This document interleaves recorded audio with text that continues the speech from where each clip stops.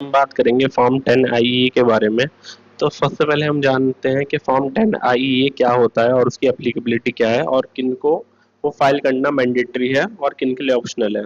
तो सबसे पहले तो हम जानते हैं कि फॉर्म 10 आईईए जो है वो उनके लिए है जिनकी अगर बिजनेस या फिर प्रोफेशनल इनकम होती है तो आपको 10 आईईए फाइल करना है। अब उसमें कब करना है फाइल आपको, अगर सपोज करिए कि आपने फाइनेंशियल ईयर 23-24 में आपकी ओल्ड रेजीम में आपने क्या कहते हैं अपनी आईटीआर फाइल करी, तो आपको फाइनेंशियल ईयर 24-25 में आपको न्यू रेजीम में आपका टैक्स लायबिलिटी कम बन रही है आपकी। तो आपको क्या करना पड़ेगा, सबसे पहले उसको स्विच करने के लिए आपको फॉर्म 10 आईईए फॉर्म फिल करना पड़ेगा।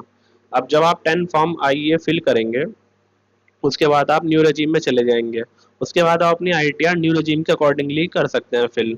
अब उसमें क्या प्रॉब्लम आती है कि जब आप न्यू रजीम में ऑप्ट आउट करेंगे, अब फिर आपने देखा कि आपको वापस से ओल्ड रजीम में ऑप्ट आउट करना है।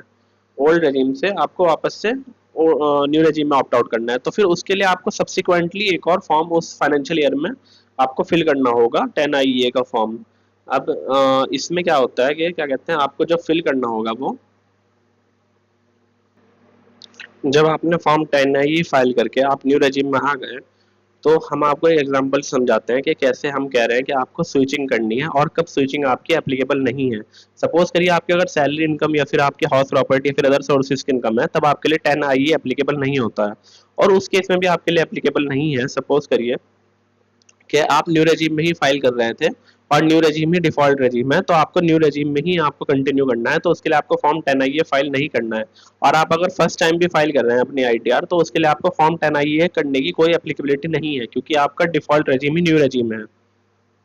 अब हम एक एग्जाम्पल समझते हैं कि कैसे आपको चूज करना है। अब यहाँ पे सबसे पहले एक एग्जांपल ये रहा कि अगर आप न्यू टैक्स रेजिम से ओल्ड टैक्स रेजिम में जा रहे हैं और आपकी प्रोफेशनल इनकम है, तो फिर आपको 10 आई ये फॉर्म फाइल करना पड़ेगा कि आपको क्या कहते हैं ऑप्ट आउट कर रहे हैं आप न्यू टैक्स रेजिम से। मतलब आप ओल्ड रेजिम सिलेक्ट कर रहे हैं, आपने ये सिलेक्ट किया। उसके बाद आपको अगर अगले साल फिर से सब्सिक्वेंट ईयर में आपको वापस से न्यू टैक्स रेजिम में जाना है, आपने ऑप्ट आउट पहले कर चुके थे, तो आपको दोनों डिटेल्स एंटर करनी पड़ेंगी लास्ट 10 आई ए का एक्नॉलेजमेंट नंबर कि हमने इस ईयर में फाइनेंशियल ईयर में ऑप्ट आउट करा था और नेक्स्ट ईयर में हम उसको री एंटर कर रहे हैं न्यू टैक्स रेजिम में। तो आपको वापस से फॉर्म 10 आई ए फिल करना पड़ेगा और उसकी डिटेल्स देनी पड़ेंगी कि हम वापस से न्यू टैक्स रेजिम में आ चुके हैं। पर इसमें सबसे इंपॉर्टेंट डिस्कशन जो आता है अभी, कि आप कितनी बार स्विच कर सकते हैं, आप कितनी बार न्यू टैक्स से ओल्ड टैक्स में जा सकते हैं या फिर वाइस वर्सा आप कैसे कर सकते हैं।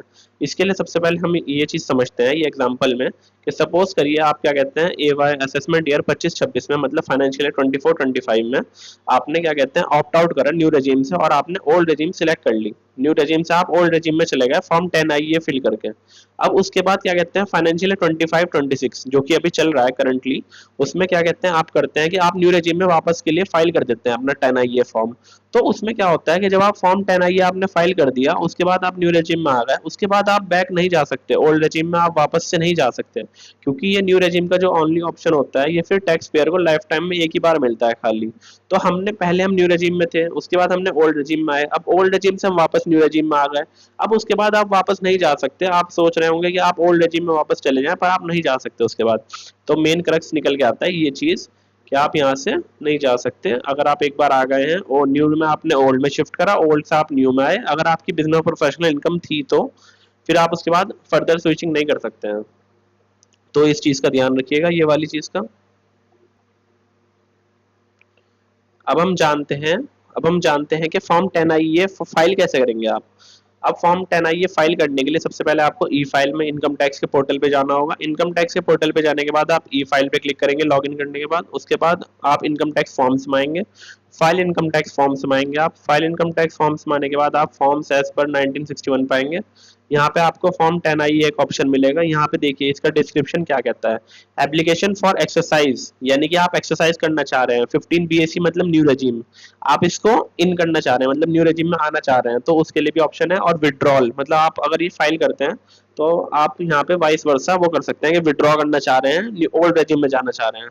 तो सबसे पहले आप इसको जब सिलेक्ट करेंगे, आप इसके बाद यहाँ पे हमारा यहाँ असेसमेंट ईयर सिलेक्ट करेंगे।